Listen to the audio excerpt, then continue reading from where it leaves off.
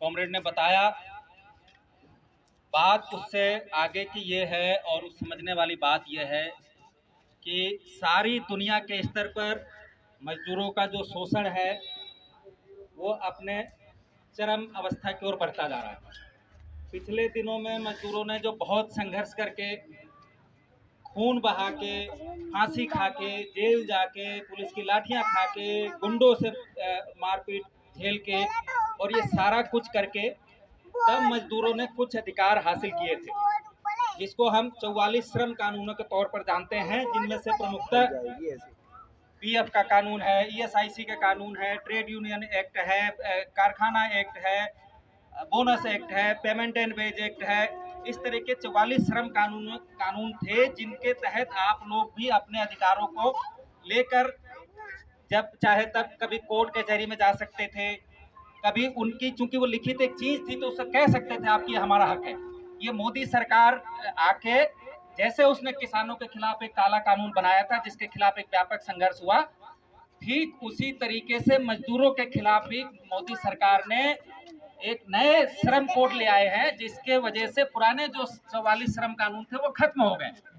अभी लखानी के मजदूर हमारे साथ है, वो जानते हैं, देख रहे हैं, समझ रहे हैं। शुरुआत करिए उन्होंने कि कैसे हम कुछ कानूनों का इस्तेमाल करके लेबर कोर्ट में और तमाम जगहों पे केस डाल रहे हैं, लेकिन अगर हम लोगों ने इस बात को नहीं समझा तो आने वाले कुछ समय में वो सारे कानून खत्म हो जाएंगे और आप लोगों के लिए जो लेबर कोर्ट जाने का एक रास्ता होता है वो भी खत्म हो जाएगा। तो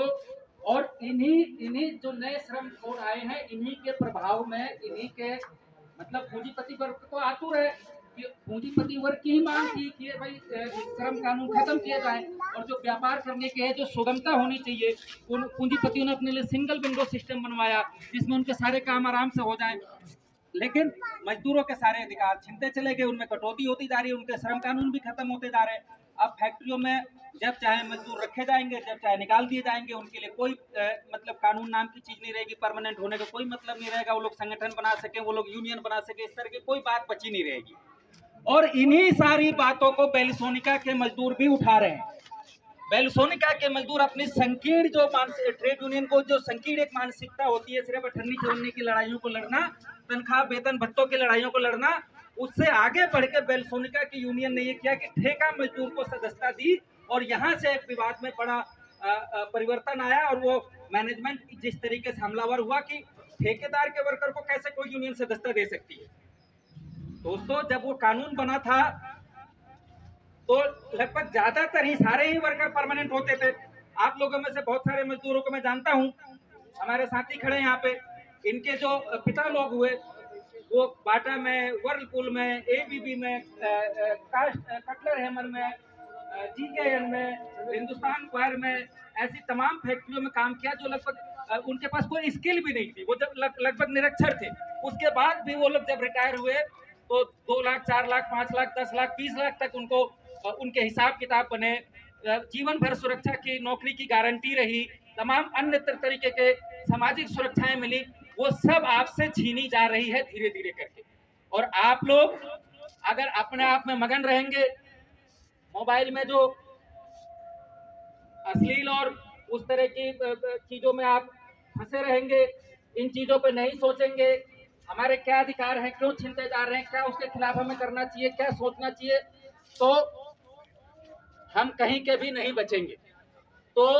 हम इस अवसर पर यह कहना चाहते हैं कि बेलसोनिका की यूनियन ने जो एक पीड़ा उठाया है, जो एक शुरुआत करी है, जो एक बिगुल फूका है, जो एक चिराग जलाया है, उसको हमें बुझने नहीं देना है। और इस मौके पर भी मैं यही बात कहना चाहता हूं कि जब हम ये पुतला फूकने का कार्यक्रम और ये आक्रोश सभा हमने यहाँ पर रखी है, तो हम जोर शोर से हम तमाम साथी ये घोषणा करते हैं कि हम हर तरीके से बेलसोनिका के मजदूरों के साथ हैं, तन से साथ हैं, मन से साथ हैं, धन से साथ हैं। जरूरत पड़ी तो यहाँ से मजदूरों का काफिला, ये जो तमाम मजदूर खड़े हैं, ये और मजदूरों को इकट्ठा करके यहाँ से काफिला लेके गुड़गांव और मानेसर के इलाकों में जाएंगे और बेलसोनिका के मजदूरों के साथ अपनी सॉलिडेट और भाईचारा जताएंगे। यहाँ जरूरत पड़ी तो यहाँ जैसे हम आज एक छोटा कार्यक्रम कर रहे हैं, ये हम इसको और विस्तृत रूप में और बड़े रूप में इस शहर में भी करेंगे। और बेलसोनिका के मजदूर एक शानदार लड़ाई लड़ रहे हैं, सारे मजदूर वर्ग की लड़ाई लड़ रहे हैं। वो सिर्फ 98-54 की बात नहीं कर रहे हैं, वो कह रहे हैं कि ठेका प्रथा खत्म होनी चाहिए। वो कह रहे हैं कि जो 4 नए लेबर कोड आए इनको वापस मजदूर मोदी सरकार द्वारा लिया जाना चाहिए। वो ये बात कह रहे हैं कि जो स्थायी काम पर स्थायी रोजगार की व्यवस्था होनी चाहिए। वो ये बात कह रहे हैं कि सबको सम्मानजनक जीवन भर का रोजगार मिलना चाहिए। वो ये बात कह रहे हैं कि ये नीम ट्रेनी और ये वो के नाम पे जो वो मजदूरों को रखा जा रहा है, उनकी मेहनत को लूटा जा रहा है, ये बंद होना चाहिए। तो हम मारुति और की वेंडर कंपनी बेलसोनिका के मजदूरों को यहाँ से लाल सलाम करते हैं। हम उनको जताना चाहते हैं कि हर तरीके से उनके साथ हैं। वो जब भी आवाज देंगे हम उनके साथ खड़े होंगे। और ये लड़ाई सिर्फ बेलसोनिका के मजदूरों की नहीं है। आज हम जितने लोग यहाँ पे इकट्ठे हुए हैं, आज तो इस आक्रोश सभा के हम हिस्से हैं, लेकिन जब हम यहाँ से जाएंगे तो अपने परिवारों में, अपने आसपास में, अपने पड़ोसियों में, अपने दोस्तों में, अपने साथियों में और तमाम लोगों में इस बात की चर्चा करेंगे कि ये हो क्या रहा है। ये कैसी सरकार है जो सिर्फ टाटा बिरला, अंबानी और चोपड़ा लखानी गुलाटी के हितों की चिंता करती है। मजदूरों की खेत, मजदूरों के दुख दर्द, मजदूरों के तकलीफ, मजदूरों की बातें, मजदूरों की जरूरतें इस सरकार को दिखाई नहीं देती है। तो हम लोग तमाम सारे लोग यहाँ पे जो इकट्ठे हैं, बेलसोनिका के मजदूरों के आंदोलन को फरीदाबाद के कोने कोने में यहाँ से पहुंचाएंगे। उनकी बातों को, उनकी जरूरतों को, उनकी मांगों को। और इस मौके पर खट्टर सरकार जो हरियाणा सरकार है, उसने अपनी पुलिस के द्वारा, अपने जो लेबर कोड में लेबर श्रम विभाग के जो अधिकारी हैं उनके द्वारा,